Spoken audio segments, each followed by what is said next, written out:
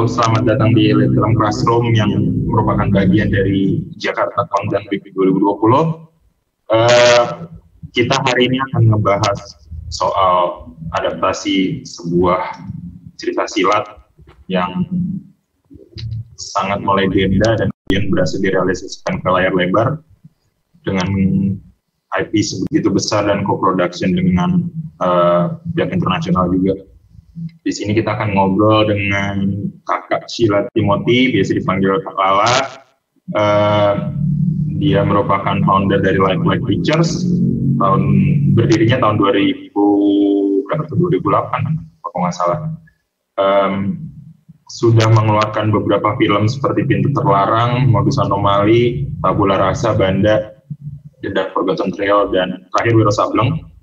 Kalala juga ketua Profi, asosiasi produser film Indonesia yang pertama, dan sekarang masih aktif di Dewan Penasihat. Kita sambut Kak Lala Timothy. Mana nih Kak Lala? Halo, hai. Gue kayak putih banget ya di sini ya. Makanya pakai lampu dong. Malah tambah putih ntar. Hah? Malah tambah putih ntar gue. Lampunya yang kuning dong. sunset, pakai mood. Kita mau ngobrolin lagi-lagi, kita mau ngobrolkan Wiro Sableng. Okay. Pendekar. Gue lupa urutannya pendekar maut tapak geni apa pendekar kapak gimana? Pendekar maut tapak geni bener ya?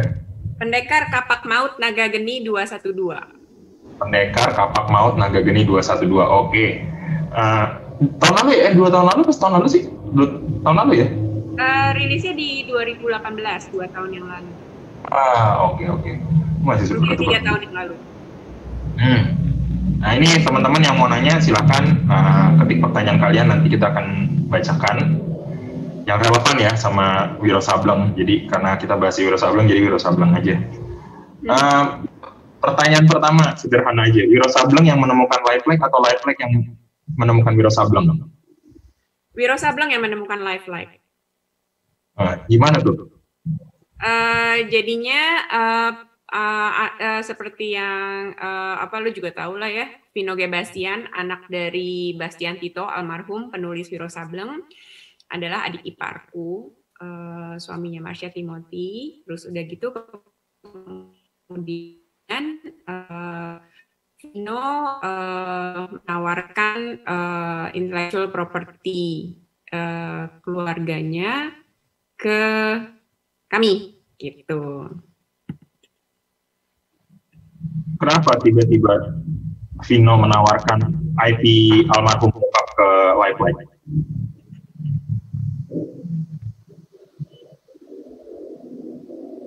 Jangan salahkan saya, salahkan internet connection.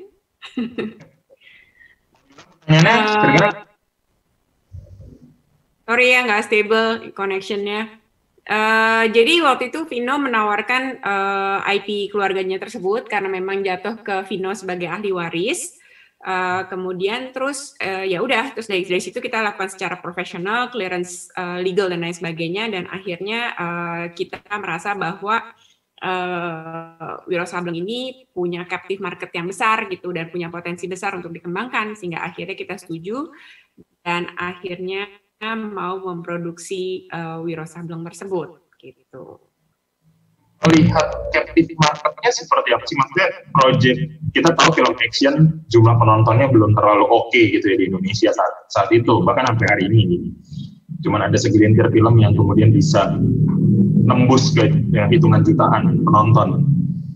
Seberapa besar captive marketnya dan seberapa visible project ini kemudian dari sudut pandang produksi film sih sebenarnya? Kita sih waktu itu kita riset untuk analisa pasarnya lumayan, yang kita dapetin besar banget karena Wiro Sableng itu bukunya ditulis tahun 1967 sampai sekitar 25 tahun. Kemudian dia sempat juga dibuat sinetron dan diadaptasi ke film juga di tahun 80-an dan 90-an. Kemudian sampai sekarang pun kalau kita lihat di YouTube channel gitu ya masih banyak banget sinetron Wiro yang dulu-dulu yang masih diputar. Dan ketika kita melakukan analisa pasar, kita kelompokkan captive market kita menjadi 3, yaitu 1 pembaca bukunya yang umurnya mungkin sekitar 40-50 tahun, kemudian yang terekspos oleh sinetronnya. Film sih kita nggak terlalu ini karena nggak besar waktu itu filmnya. Sinetronnya yang lama sekali dan punya fan base yang banyak. Itu sekitar 30-an, ditambah anak-anak sekarang, anak-anak daerah yang masih nonton di streaming channel, yang sekarang umurnya 20-an. Kemudian tentunya captive market untuk film fantasy gitu ya. Kita masukinnya ini ke action fantasy, karena bukan melulu action saja, tapi action fantasy. Di mana singgungan action fantasy itu bisa banyak banget gitu ya. Bisa penggemar film-film seperti superhero Amerika, Hollywood seperti Avengers dan lain sebagainya, tapi juga mereka yang suka dengan you name it lah, kayak sinetron, angling, dharma, terus udah gitu Mahabharata yang ada di free TV gitu ya, free to air, dan juga mereka yang main konsol, banyak sekali game-game yang punya tema seperti itu gitu. Jadi kita lihatnya dari situ. Kemudian juga kalau kita ngelihat peluang bisnisnya, kenapa intellectual property untuk fantasy story seperti Wiro Sableng yang sudah punya intellectual property yang punya basis, punya fans, menjadi menarik karena pengembangan chain of command-nya tidak berhenti di film tok gitu. Wiro bisa masuk ke game, Wiro bisa jadi universe, tidak berhenti di satu judul. Kemudian turunannya pun bisa tidak hanya di layar lebar, tapi juga bisa di layar kecil, bisa di series. Belum lagi ketika kita bicarakan tentang karakter-karakter yang banyak sekali yang di dalam filmnya, yang bisa turun ke banyak sekali platform gitu. Kita bisa omongin merchandise dan lain sebagainya. Jadi itu semua yang jadi perhitungan kita dan menjadi analisa kita kenapa akhirnya kita pick up dan merasa bahwa intellectual property ini bukan lagi film Wiro Sableng, tapi intellectual property atau IP rights di Wiro Sableng ini punya potensi besar. Gitu. Berarti berangkatnya justru nggak film dulu? Kenapa? Berangkatnya memang nggak dari awal tuh kita mau bikin film layar lebar Wiro Sableng, tapi untuk mengamankan IP-nya dulu. Oh enggak, kita pengembangan yang kita lakukan adalah intellectual property development. Jadi IP development punya strategi. Yang pertama adalah filmnya keluar dulu. Kemudian kedua kita akan merambah masuk ke game. Dan Wiro sudah di pick up oleh AOV gitu ya, Garena. Kemudian masuk ke pengembangan lainnya, gitu, merchandise dan sebagainya. Berapa lama Riz sampai memutuskan IP-nya? Oke nih kita pick up. Nggak lama sih kalau untuk nentuin itu, cuma 6 bulanan sekitar, dia berapa bulan lah, 2-3 bulan gitu ya, untuk tahu. Tapi yang agak sampai lama sampai 6 bulan itu lebih karena memastikan bahwa clearance right-nya udah clear gitu, bahwa ini ditulis oleh almarhum Bastian Tito, kemudian turun ke ahli warisnya, itu yang kita buat dulu, kita clearin dulu, kita lakukan akte notaris, kemudian kita juga melakukan riset-riset seperti aset-aset Wiro yang dari buku, dari sinetron, dari film gitu ya, aset apa yang menjadi top of mind dan harus kita acquire karena itu penting. Jadi itu 6 bulannya lama di situ. Contohnya, simpelnya, ketika dalam melakukan analisa tersebut, misalnya kita tahu theme song dari sinetron merupakan salah satu top of mind gitu. Nah, yang kita lakukan adalah kita harus meng-acquire dulu rights-nya untuk bisa digunakan untuk nantinya kayak apa gitu. Walaupun kita belum tentu juga pakai gitu, tapi itu harus di-clearance-kan dulu gitu. Mencari semua elemen yang ada Wiro Sablengnya dari yang paling PR, karena itu tercecer berarti. Enggak sih, kita kan bukan tercecer, bukan dikumpulin gitu ya. Tapi kita melakukan riset sih. Jadi apa sih elemen Wiro Sableng yang jadi top of mind dari si fans tersebut gitu. Jadi kita kayak melakukan FGD kecil-kecilan lah gitu untuk tahu itu gitu. Terus dari setelah Setelah udah pasti kan strategi awalnya adalah pembuatan film dengan seabrek materi itu, karena Wiro Sableng kan panjang ya maksudnya. Ceritanya nggak cuma 10 gitu kan, banyak gitu. 185 buku. Ya, prosesnya dari 185 buku kemudian menentukan strategi perjalanan Wiro Sableng kan nggak mungkin berhenti di film satu gitu ya. Ya. Jadi waktu itu kita lakukan adalah kita sebenarnya pertama kita mendata dulu. Dari 185 itu kita ya speed reading lah ya, nggak semuanya dibacain satu-satu, tapi kita kumpulin karakter-karakter pentingnya. Jadi kita bikin logbooknya dulu, karakter satu sama lainnya, menonjol dan lain sebagainya gitu ya. Terus dari situ kita putusin plan-nya gitu, plan-nya kemana aja nih nanti gitu, nggak cuman misalnya nggak cuma dari film aja satu gitu, tapi kemana sih karya yang kita mau kembangin gitu, kayak semacam brain mapping lah gitu. Nah ketika itu akhirnya kita putuskan bahwa di film pertama itu harus ada kanon. Kanon itu adalah basisnya, fondasi cerita. Jadi kita harus men-treat bahwa nggak ada yang tahu Wiro Sableng gitu. Walaupun Wiro Sableng itu adalah orang tahu, tapi kita anggapnya tidak ada yang tahu. Jadi communication strateginya adalah itu. Sehingga ketika diturunkan jadi film, skrip pertama pun briefnya adalah harus menjelaskan asal usul dari Wiro. Jadi kalau dipersingkat atau dipersimpel, film pertama kemarin itu dari buku 1 sampai 4 dan ditambah lagi dengan beberapa karakter yang memang kita plan untuk bisa dikembangkan nantinya di sequel-nya gitu. Itu jadi alasan kenapa karakternya banyak banget di film pertama? Salah satunya iya, tapi juga rasanya juga jadi menarik ketika di depan itu udah tahu dulu gitu, seberapa besar sih dunianya dia gitu. Kerajaan yang jadi backstory dari ceritanya, walaupun fantasy itu apa sih sebenarnya gitu. Jadi itu dulu yang kita masukkan ke dalam cerita. Film pertama lo kan basisnya juga novel ya, maksudnya. Pintu Terlarang. Apa perbedaan pengalaman ketika ya dari novel Pintu Terlarang sama IP Wiro Sableng tuh, pengalaman apa sih yang didapat tuh? Kalau Pintu Terlarang agak beda karena memang Joko udah dengan skrip Pintu Terlarang, udah datang dengan syuting skrip gitu. Dan terus terang pada masa itu pengetahuan tentang intellectual property development belum ada gitu ya. Orang belum terlalu aware lah bahwa apa sih intellectual property, IP itu apaan sih gitu dan bisa kemana aja gitu. Jadi at that time simple aja, cuman dari buku ditranslate jadi film satu, udah gitu. Tujuannya ya udah bikin film itu aja satu gitu. Dan waktu itu Joko sudah dalam bentuk skrip gitu. Jadi memang tidak mengacu kepada bukunya sama sekali. Dan bukunya Pintu Terlarang juga bukan satu gimana ya, maksudnya Pintu Terlarang lumayan banyak pembacanya Sekarayu Asmara, tapi tidak sebesar atau se-humongous Wiro Sableng.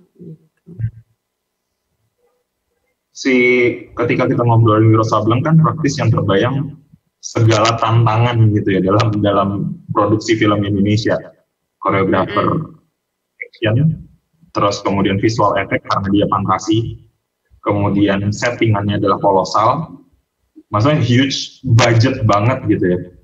Ketika itu pertama kali, oke lah gini, ini tantangan yang sangat besar gitu, bahkan untuk like sendiri gitu. Itu masih ingat nggak ketika itu hal apa yang kemudian pertama kali dilakukan guna men-secure project ini agar realisasi? Oke. Sebenarnya, koneksinya masalah. Sebenarnya tuh Vino udah pernah bawa ini, udah mention lah ya, bukan bawa, mention tuh udah bahkan dari tahun berapa ya, 2 tahun sebelum dia benar-benar kita seriusin gitu ya. Kan kita benar-benar develop itu di 2016 akhir. kayaknya di 2015-an dia udah pernah mention, cuman karena emang aku personally tahu bahwa ini adalah fantasy, terus udah gitu pasti kolosal, banyak visual effects segala macam, langsung aku tolak gitu, karena nggak mungkin lah gitu kalau budgetnya nggak gede, nggak punya dana cukup untuk bisa merealisasikan mimpi itu, dream itu tuh pasti bisa, tapi pasti norak lah gitu ya, pasti cemen banget gitu, kayak VFX tahun 80-an gitu kan, dan anak sekarang udah nggak mau, udah penonton sekarang udah nggak biasa nonton kayak gitu lagi, jadi nggak mau gitu, jadi aku tolak. Cuman ketika itu yang menyebabkan malah jadi berani adalah ketika salah satu sahabat, dia itu international sales agent dari Fortissimo waktu itu, Michael Werner. Michael ditunjuk oleh Fox International Production, perusahaan dari 20th Century Fox, untuk mencari cerita atau intellectual property dari 5 negara, dari Indonesia, Filipina, 3 negara, Indonesia, Filipina, sama Thailand gitu. Kemudian dia ingat waktu itu aku pernah mention cerita tentang si IP lupa deh di Cannes apa di mana gitu tahun 2016 waktu ketemu dia, karena ketemunya selalu di film festival. Terus tiba-tiba dia telepon dan dia bilang, masih ada nggak IP itu yang you pernah mention gitu, karena ini yang dicari adalah film yang punya kaliber besar dan punya potensi untuk bisa bertemu dengan banyak audience gitu. Terus ya karena begitu terus langsung, oh iya ada, dan waktu itu memang kita udah riset lagi gitu ya, udah ada PR, kebetulan banget deh semuanya serba waktunya pas gitu. Dan akhirnya terus dia bilang ya udah kalau itu siapin semuanya dalam waktu 2 bulan ya, di Februari, waktu itu Februari 2016, 2017 ya, 2016. Si presiden FIP akan datang ke Hong Kong Film Festival. Jadi please pitch it to him gitu. Terus ya udah siapin semuanya, belum punya penulis waktu itu, belum punya skrip. Akhirnya aku nulis sendiri short long sinopsisnya, premis gitu ya. Jadi ini juga jadi bahan juga buat teman-teman kalau mau pitch gitu ya, bahan-bahan ini yang aku bawa waktu itu. Terus selain itu juga cari reference yang kita mau. Orang yang pertama kita ajak kerjasama Chief Department adalah Adrianto Sinaga, Production Designer, karena aku butuh visinya dia gitu. Kemudian kerjasama juga sama Caravan Studio, Chris Lee, untuk mentranslate kira-kira 1-2 scene yang akan kita buat dalam bentuk key art. Jadi ada 4 key art yang kita bawa, kira-kira kita mau kayak gini. Plus juga waktu itu udah ketemu sama Arya Prayogi, Ogi. Jadi kita bikin theme songnya Wiro Sableng yang terinspirasi oleh tema lagunya sinetron, tapi bukan sinetron. Jadi lebih kayak chanting gitu ya. Jadi mix antara si theme songnya sinetronnya Wiro Sableng sama Batman Begins waktu itu. Jadi chanting itu yang kita pakai, dan ditambah lagi kayak cantingnya tarik kecak gitu, yang cak. Jadi ritme kayak begitu yang kita bawa. Nah itu ditambah dengan analisa pasar, terus udah gitu kira-kira perhitungan, budget, financial structure, kemudian juga research yang kita lakukan, seberapa besar fanbase-nya, dari social media segala macam kita bawa analitiknya, juga tentang Indonesian film industry, terus kita present gitu, dan mereka sangat tertarik sekali dengan Wiro Sableng dan apa yang sudah kita siapkan, dan mereka percaya bahwa Live Lab bisa jadi partner yang baik untuk bawa proyek ini gitu. Dan akhirnya ketika mereka setuju ya udah kita rasa bahwa ya udah ini udah jalannya, dan akhirnya kita jadikan gitu. Dan dari Fox sendiri kita dapat 50% investment. Tadinya dia mau lebih majority, tapi kita yang nggak mau. Jadi kita mau par 50-50. Jadi itu yang kita agree. Dan ini co-production, dan decision making ada di Live Live gitu. Kalau misalnya teman-teman mau lihat soal bagaimana kemudian Adrianto Sinaga dan Caravan kemudian bikin, itu ada bukunya ya sebenarnya. Kenapa? Yang ada bukunya, ya, ada artbooknya. Iya. Terus penasaran juga tadi ketika misalnya jadi Fox kemudian memutuskan untuk oke nih kita check-in di project ini gitu. Tadinya mau majority investment, terus dari Lifehack-nya ngejaga supaya ya udah 50-50 gitu. Pertimbangannya apa gitu? Dasar pertimbangannya kenapa 50-50? Karena kita tetap mau own intellectual property-nya, kita nggak mau lepas gitu. Kalau dia majority atau dia sebenarnya kan uang segini kan buat dia nggak ada masalah banget ya buat studio sebesar mereka gitu ya. 100% juga pasti dia mau. Tapi kan kalau udah jadi majority atau fully finance, pasti si IP itu akan lari ke partner yang sana gitu. Sementara itu yang kita nggak mau, kita tetap mau punya ownership dari si intellectual property itu.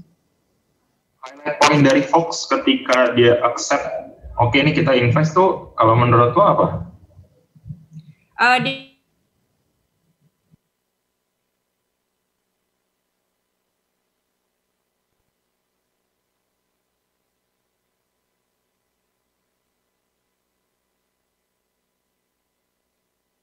Sih, halo. Ya, suara udah kedengeran, sip. Oke. Jadi misalnya ada yang pernah bilang, misalnya gue bikin film tentang orang naik motor, terus data yang menunjang adalah coba lihat pengguna motor di Indonesia ada berapa banyak. Itu kan nggak real gitu. Kalau ini kan fans yang kita kita presentasikan ke dia real gitu loh, benar-benar fans dari si IP tersebut gitu. Dan mereka juga rupanya tertarik dengan salah satunya adalah karena kita bilang bahwa kita akan punya fondasi, semua fondasinya berbasis kepada budaya Indonesia gitu loh. Jadi walaupun it's an action film, tapi kita pakai silat dan bukan kungfu gitu ya. Kemudian semua production design-nya pun akan menggunakan seluruh budaya-budaya Indonesia yang sudah lama yang akan kita jadi modern gitu.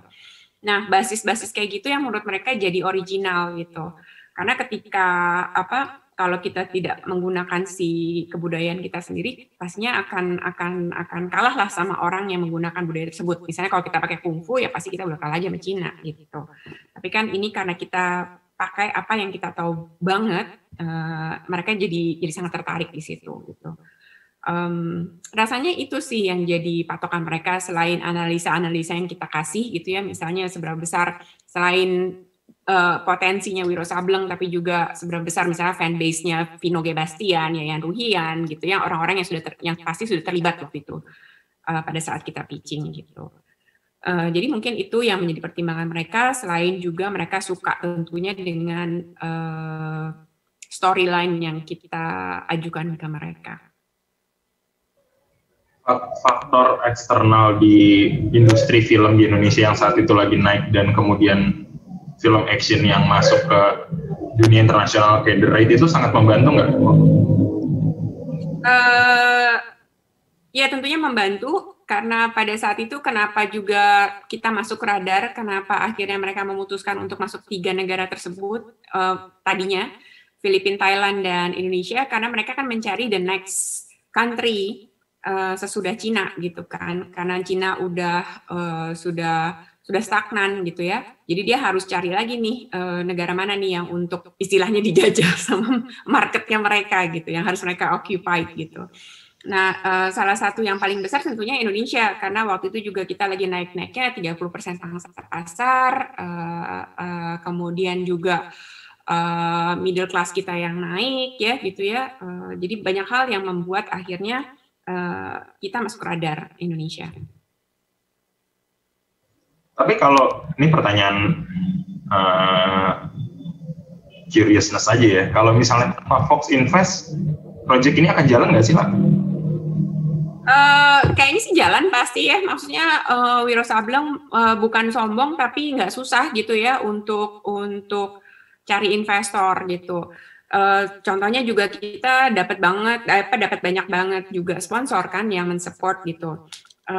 Istilahnya tuh kalau kita jalan, waktu itu kita pernah salah satu riset yang kita lakukan adalah semua anak-anak di kantor Lifehack selama seminggu aku suruh ketika mereka ketemu orang, baik itu di warung, baik itu dia lagi makan di restoran atau lagi di mall, randomly tanya, tahu Wiro Sableng nggak? Gitu. Dan 85% tahu Wiro Sableng, walaupun salah, ada yang salah gitu ya. Wiro Sableng, oh yang pakai monyet kan gitu. Tapi dia tahu Wiro Sableng gitu. Tapi pokoknya mereka tuh tahu gitu. Jadi itu salah satu riset yang kita lakukan juga sih. Seberapa familiar sih si IP ini. Gitu. Ini tim penulis Lifeline pertama kali Wiro ya?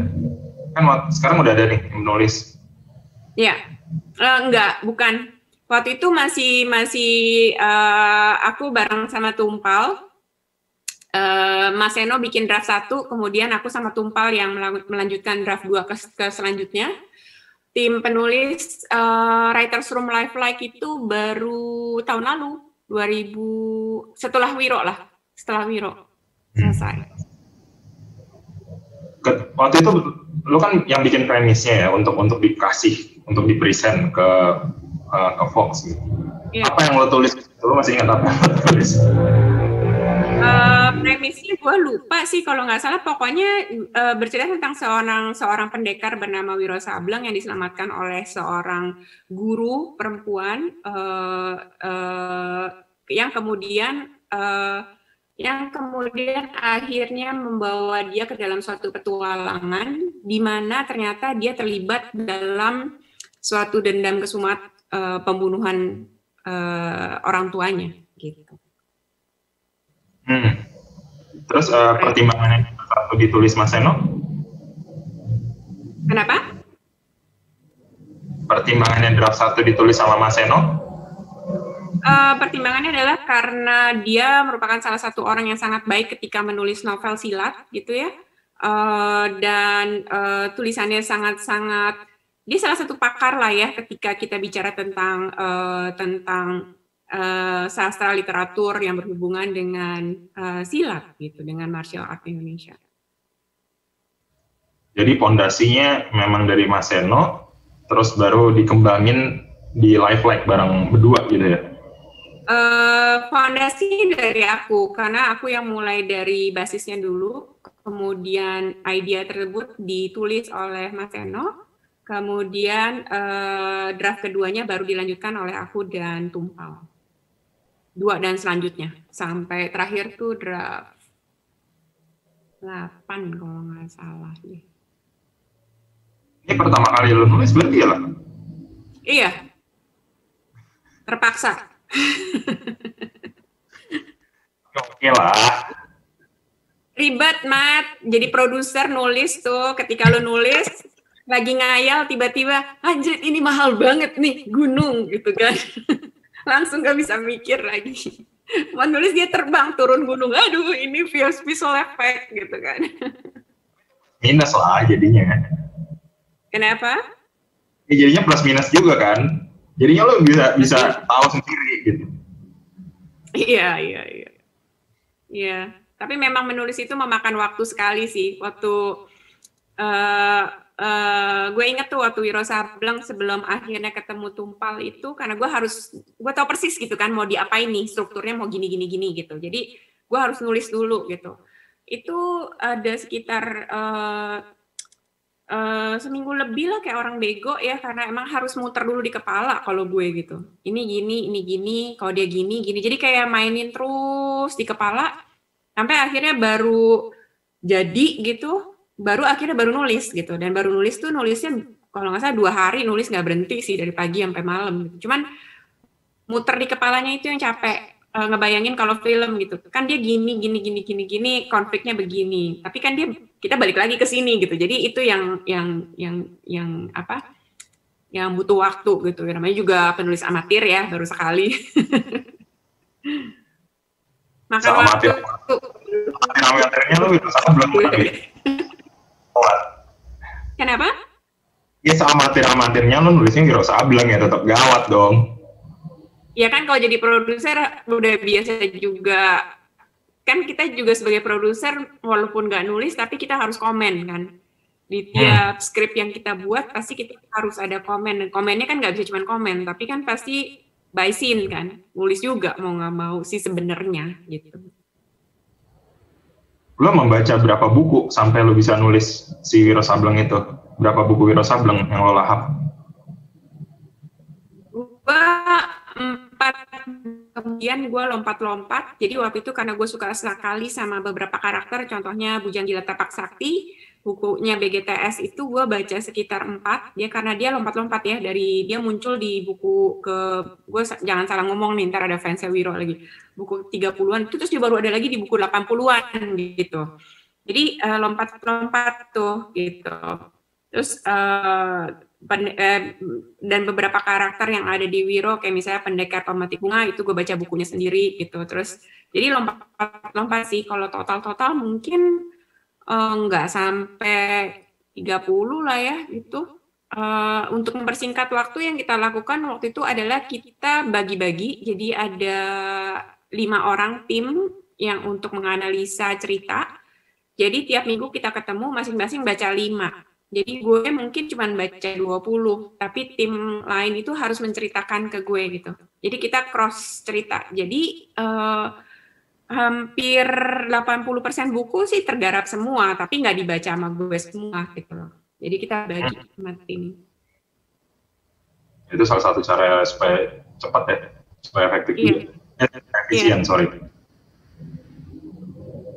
Nah ini nanti teman-teman sekali lagi kalau ada yang mau nanya silakan ya di kolom chat, nanti kita jawabin.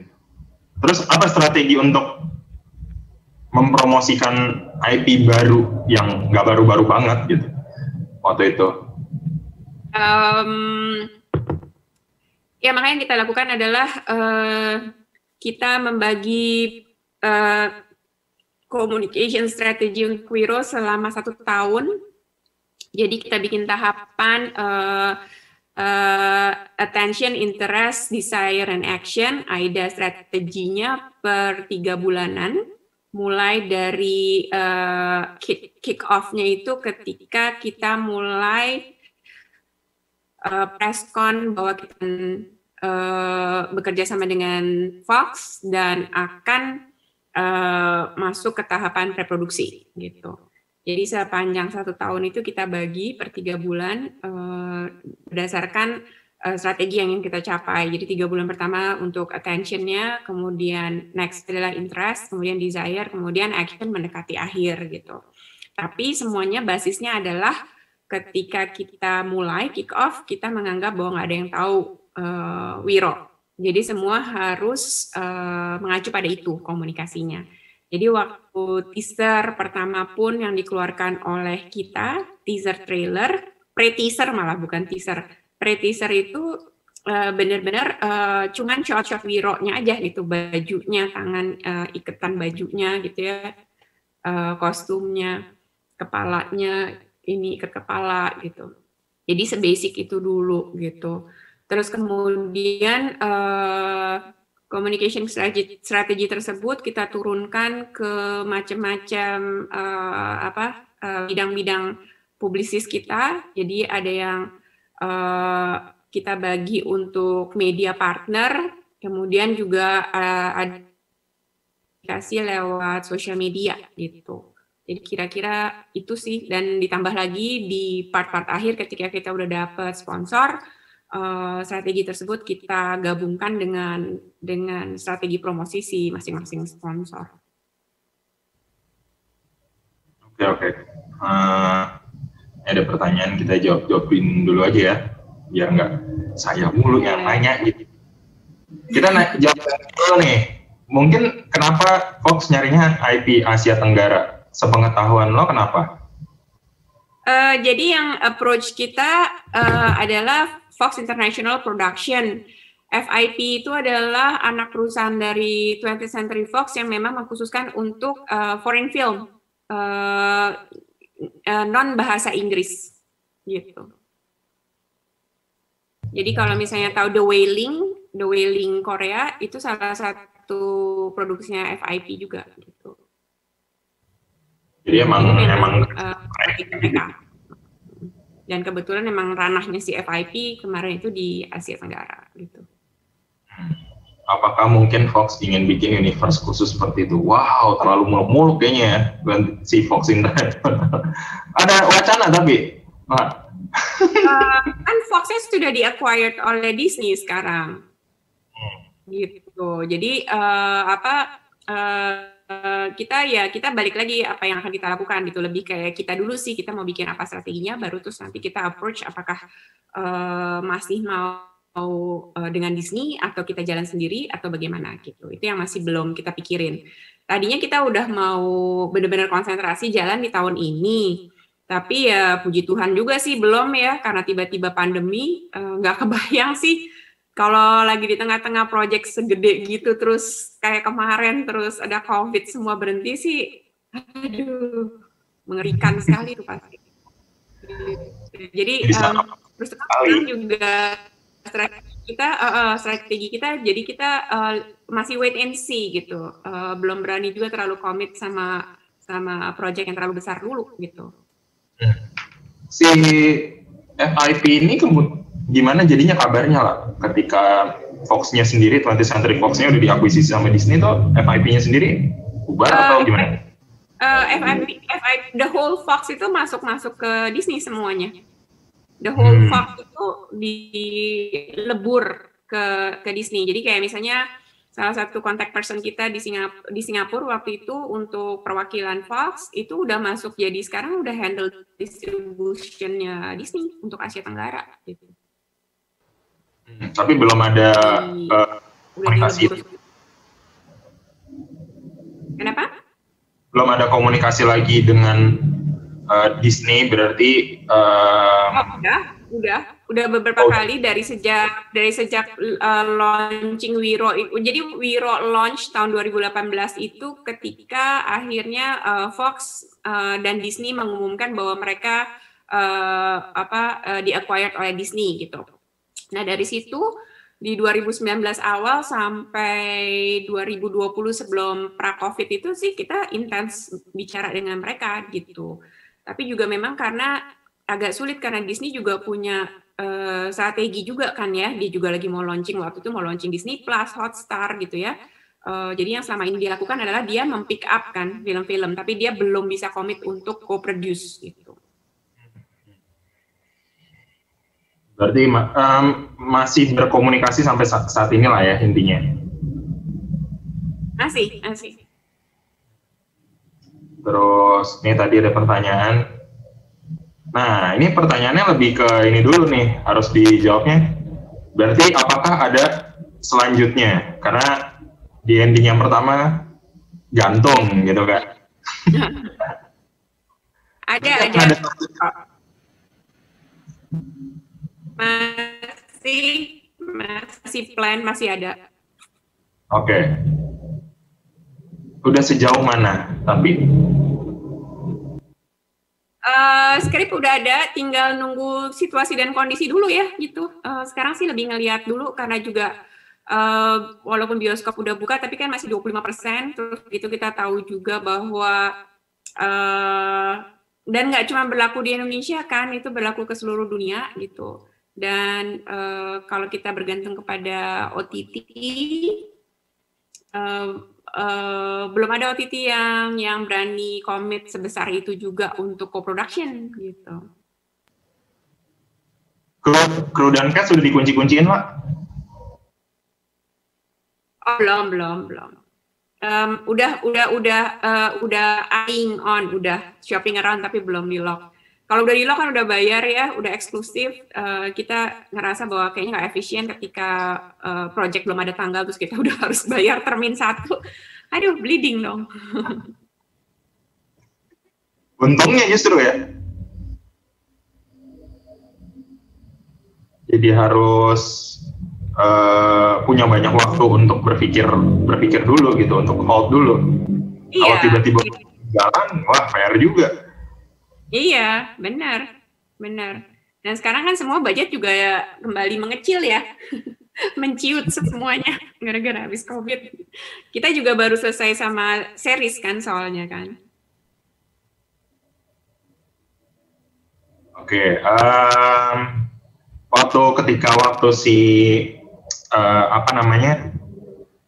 setelah selesai ditulis kemudian ada referensi bahwa ini karena ini komedi action fantasi gitu. Komedi action preferensi biasanya cenderungnya ke Hong Kong style gitu ya.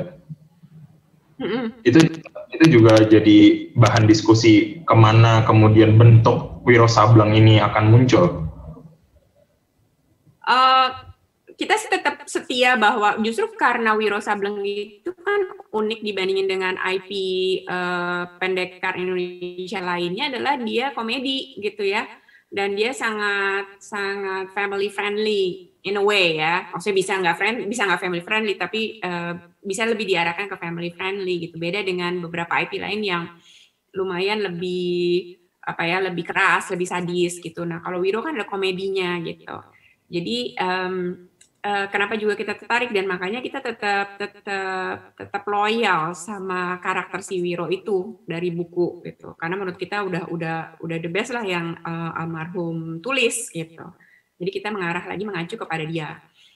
Adaptasi dari buku ke sinetron, buku ke film itu ada beberapa perubahan. Film yang tahun 80-an ya, ada beberapa perubahan. Yang kita ambil tuh yang balik lagi ke yang ditulis oleh almarhum gitu. Jadi kadang-kadang suka beberapa fansnya Wiro yang terekspos oleh sinetron dan nggak baca bukunya juga, makanya perlu kayak jelasin juga gitu, bukan Wiro yang itu ya yang kita tampilin, tapi Wiro yang cerdik. Kalau di buku kan Wironya cerdik, bukan bodoh. Ada pertimbangan, tadi kan dibilangnya pertimbangan lebih family friendly gitu ya. Sedangkan ini film action yang biasanya belakangan ini kecenderungannya kan itu agak berbanding terbalik gitu ya. Tidak nyambung gitu, maksudnya tidak match gitu. Kenapa memilih action yang less violence dibandingkan dengan katakanlah lebih literal gitu, lebih brutal? Satu karena emang karakter archetype-nya Wiro dari awal itu kan dia memang komedi yang tadi kita bilang gitu ya. Dia nggak pernah menyakiti orang dengan cara sadis gitu. Terus udah gitu juga salah satu keinginannya adalah supaya anak-anak sekarang tuh punya idola baru gitu untuk pendekar. Jadi dia nggak cuma punya idola atau taunya Iron Man atau Superman, tapi dia punya idola lokal lah gitu. Nah, untuk bisa achieve misi tersebut, quote unquote, adalah dengan membuat film ini PG-13 yang bisa ditonton oleh anak-anak gitu. Jadi dari situlah semuanya bergerak gitu, dan dari desain, dari fighting sequence-nya, kemudian pengembangan cerita dan lain sebagainya. Dan Fox sangat setuju dengan apa yang ingin kita capai waktu itu gitu. Nah, ini ada yang nanya soal mungkin bisa gue sederhanain ya, ketika misalnya membangun sebuah IP pertama kali di layar lebar kan dengan strategi promosi lo udah pikirin itu gitu. Tapi what's next belum, misalnya apakah lo punya strategi ketika menjelang misalnya nanti dia akan rilis di sequelnya gitu. Kan ini ada spare waktu yang lumayan ya. Masih dari film pertama ke film kedua. Apa strategi untuk mempertahankan dan kemudian bahkan mengenalkan kembali IP ini ke publik? Nggak sulit sih sebenarnya, karena Wiro Sableng ini maksudnya film itu kan punya windows banyak ya. Dari 2018 aja kalau kita ngomongin teritori Indonesia gitu ya. 2018 dia tayang Agustus, selama 1 tahun lebih itu Garuda memutar film Wiro untuk seluruh jalur penerbangan dia gitu. Bisa dikali aja deh 1 tahun tuh berapa banyak gitu orang yang terekspos oleh Wiro gitu, dan terlihat bahwa animonya memang tinggi karena biasanya tuh Garuda memperpanjang kontrak tersebut per 3 bulan. Biasanya cuma 3 bulan terus udah gitu. Tapi ternyata diminta terus sampai 4 kali perpanjangan gitu. Dan ini lagi perpanjangan lagi, jadi 1 tahun lebih. Kemudian dia juga tayang di OTT di GoPlay. Kemudian dia juga tayang di GoPlay sampai tahun depan. Kemudian dia juga tayang di SCTV gitu. Dan juga terus kita masih terus sih gitu ya, ada aja yang kita naikin gitu ya ketika berita-berita Wiro muncul. itu naikin terus gitu.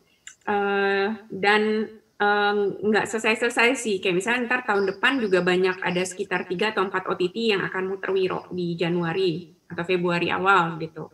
Jadi rasanya kita nggak dikejar-kejar, nggak kayak dikejar-kejar setan harus cepetan, nggak juga sih gitu, karena dia terus ada terus tuh gitu. Selain bentuk filmnya ada lagi? Wiro di AOV masih ada, jadi Wiro itu jadi salah satu karakter yang di pick up oleh AOV dari Garena. Karakter lokal pertama yang mereka pick up, biasanya mereka pick up Batman, Superman, Wonder Woman gitu-gitu ya. Dan merupakan salah satu karakter yang sangat populer di AOV. Terus kemarin kita sempat bikin digital komiknya juga, kerjasama dengan Komiko. Tapi terus ada beberapa kendala, salah satunya yang bikin kita sedih adalah salah satu desainernya, grafik artisnya meninggal gitu, jadinya belum kita perpanjang lagi gitu. Kemudian juga digital komik lagi marketnya juga lagi nggak baik, jadinya itu kita hold dulu gitu. Kayak misalnya sekarang kan Jaknet juga muter Wiro nanti jam 7 malam, itu merupakan reminder tentang Wiro Sableng dan terus bertemu dengan fans dan audiensnya. Action figure dan kapak itu masih dijual nggak sih? Action figure kita sempat bikin, tapi karena spare partnya itu kan satu persatu ya gitu, mahal jadinya jatuhnya gitu, jadi harus customize. Jadi kalau ada yang mau bikin masih bisa, tapi biasanya harganya lumayan sih gitu. Baju-bajunya yang laku sih, logo 212-nya itu sampai sekarang. Sweater Wiro tuh salah satu yang paling laku gitu ya, kita udah cetak banyak banget, karena simple banget, cuman hitam dan cuman logo, that's it, nggak ada apa-apa lagi, jadi kayak bukan kayak kaos film gitu. Terus juga bukunya, artbook Wiro merupakan salah satu buku artbook film Indonesia pertama juga yang paling lengkap. Kaos kru juga paling banyak ya kayaknya ya? Iya, kaos kru tuh seru sih waktu syuting tuh, saking kita syutingnya lama banget.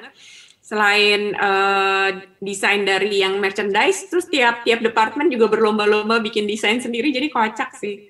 Sampai tim driver pun bikin sendiri, tiba-tiba mereka udah pakai kaos tulisannya Rojiro. Rojiro, terus tulisannya kayak tulisan Jepang gitu loh, Rojiro. Lucu banget. Gemes. Sebelum ada fase karantina untuk proses syuting, waktu di Wiro semuanya di karantina satu tempat dong? Oh, nggak karantina lah, kita waktu itu kan belum kenal, ada yang nggak kenal COVID, cuman karena syutingnya itu kebanyakan luar kota, kan Jawa Barat, di sana.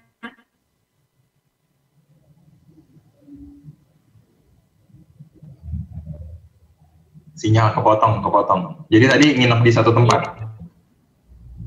Ya, jadi karena kita syutingnya kebanyakan di luar Jakarta, di Jawa Barat, jadinya most of the time kita nginep bareng gitu, tinggal bareng 3 bulan. Paling cuman kayak tiap break ada yang pulang Jakarta, kalau breaknya panjang baru pulang Jakarta gitu. Berarti berapa lama, Kak? Syuting 3 bulan. Production days bersih lah ya, 3 bulan. Iya. Rasanya kayak berasa kayak 3 tahun. Kenapa? Iya, ya tegang lah ya pasti, 3 bulan action, tiap hari doa, jangan ada yang kesleo. Kalau salah satu pemain injured, kelar kan, gitu loh. Walaupun ada asuransi, tapi kan tetap pasti kan ke-postpone. Jadi banyak lah, gitu. Tukang pijat standby dong ya? Hah? Dokter sama tukang pijat standby? Oh iya, ambulan selalu ready tiap hari. Tapi gue mau nanya deh, ketika misalnya, kan akan ya, pasti maksudnya, untuk ketika nanti ada sequelnya, dengan semua pengalaman inilah, maksudnya dari proses pengerjaan Wiro Sableng yang pertama gitu, apa pengalaman paling besar yang lo dapet untuk nanti lo bawa ke keduanya? Gue bisa bilang gue salah satu produser Indonesia yang paling paham sama VFX proses. Mungkin. Gue sekarang paham sekali sama workflow VFX, efisiensi, penggunaan VFX dalam film, apa yang harus kita lakukan, tahap-tahapan dan lain sebagainya. Gitu. Dan weakness dan lain sebagainya. Dan di Wiro tuh kita pakai sekitar 100 VFX artis di seluruh Indonesia. Bisa dibilang 90% VFX artis di Indonesia udah di Wiro semua. Karena memang kita pecah-pecah semua jobnya gitu. Jadi kita nggak specialize, tapi kita semuanya kita bagi-bagi per jobnya gitu. Dan itu yang akan dipertahankan di sequelnya? Ya. Di sequel dan di tiap produksinya Livelex sekarang yang ada VFX-nya kita menggunakan si workflow tersebut gitu. Pelajaran mahal lah ya.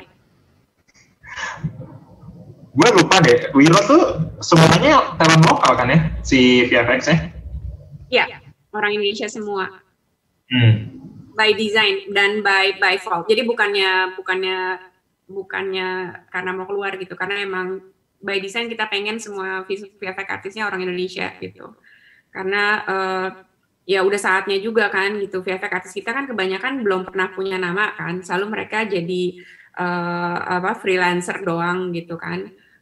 Nah di Wiro ini ketika akhirnya terus mereka masuk ke dalam credit title, semuanya itu kita kasih link IMDb-nya mereka semua gitu. Jadi mereka semua sekarang sudah punya IMDb name semua masing-masing.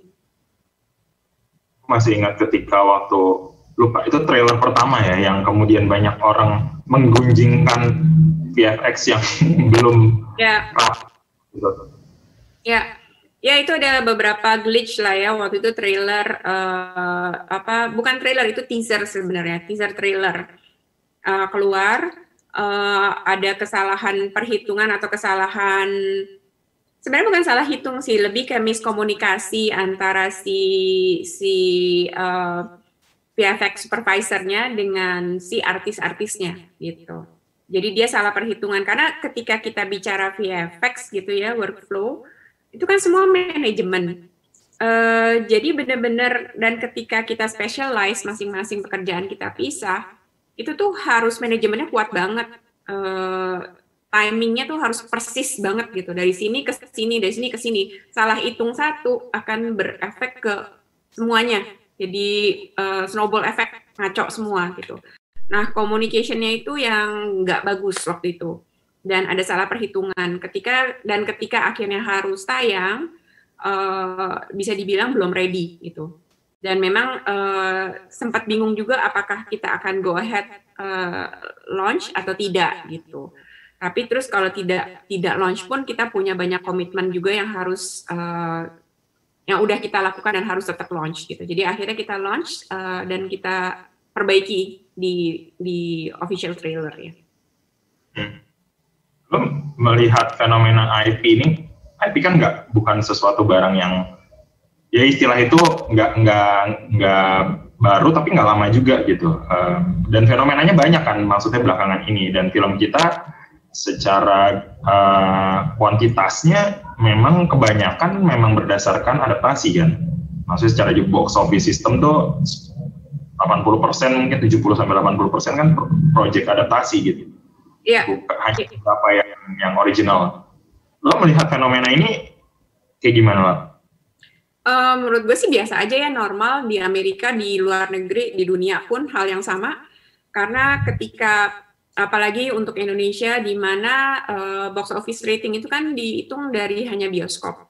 Dan ketika kita bicara beli tiket bioskop itu mahal gitu untuk tingkat ekonomi kebanyakan penduduk Indonesia. Nah, orang nggak akan sembarangan beli something yang dia nggak yakin gitu. Nah, ketika ada familiarity aset di dalamnya gitu ya, akhirnya mereka lebih percaya dan lebih mau itu gitu loh. Jadi kalau misalnya based on buku atau based on film sebelumnya yang juga bagus atau based on IP kayak Wiro Sableng, mereka udah tahu persis nih bentuknya kayak gini gitu. Itu yang bikin mereka lebih ya udah mendingan ini aja, udah jelas gitu, nggak beli kucing dalam karung gitu. Nah, dan IP kan kalau memang IP itu development tuh udah lama gitu, tapi yang benar-benar bikin kita di industri film tersadar tentang IP itu kan ketika Mbak Mira mulai bikin lagi ADC 2 gitu kan, setelah 10 tahun gitu, baru dan ada line ads-nya dan lain sebagainya gitu. Itu kan baru membuka mata kita gitu bahwa ada lagi nih bentukan-bentukan investasi dalam film gitu. Jadi kita nggak berhenti cuma film, tapi kita ngomongin intellectual property yang bisa kemana-mana. Once you have intellectual property, bisa di-developnya kemana aja gitu. Nggak cuma stuck satu film dan kelar, enggak. Bisa juga ke tempat lain juga. Gitu. Jadi sebelum kita closing, ya. lagi ngapain nih live Pak? Kita baru selesai syuting kemarin, kita bikin satu series menarik banget, happy sama resultnya. Jadi short series, 6 series yang akan tayang di Mola TV. Judul pertamanya itu Detektif Soleh, satir komedi yang main Lukman Sardi. Terus kita nanti udah siap lagi untuk judul kedua. Dan yang menarik adalah di Detektif Soleh ini kita menggunakan banyak sekali junior-junior baru gitu. Tapi semuanya kita train dan kita bekali dengan filmmaking proses yang benar gitu. Kayak misalnya salah satu contohnya tim kamera DP-nya baru, tapi terus kita kerjasama dengan Fokus equipment dari Fokus yang menyewakan kamera, Robin Moran sama Unai Gunardim Puno DP, dan mereka mengajarkan workflow gitu loh, workflow dari syuting sampai nanti di post. Dan tim editornya walaupun under editor kita yang di Wiro, Tejo, tapi junior-junior yang memang disiapkan untuk masuk ke industri lagi. Demikian juga tim sound dan musiknya. Jadi senangnya itu sih, kita ketemu lagi sama anak-anak baru, dan ternyata hasilnya sangat-sangat memuaskan dan luar biasa sih gitu. Sutradaranya juga baru, Fuad Hilmi. Fuad itu udah magang di Live Flag dari sejak Wiro Sableng gitu. Jadi terus akhirnya kita kasih kesempatan karena aku tahu persis dia punya potensi dan punya visi dan taste yang bagus. Aku dampingi dan menyenangkan prosesnya. Gitu. Wah ya, Fuad yang sering ke kino tuh ya. Iya betul. Nanti bulan depan kita mau syuting lagi series keduanya sama Adri Dewo. Oke. Lancar-lancar ya Pak. Thank you Matt. Thank you. Kita closing aja ya, karena waktunya udah mau habis. Thank you Lala. Good luck buat Live Flag. Ditunggu Wiro Sableng dan perjalanannya. Thank you. Sehat-sehat. Terima kasih teman-teman.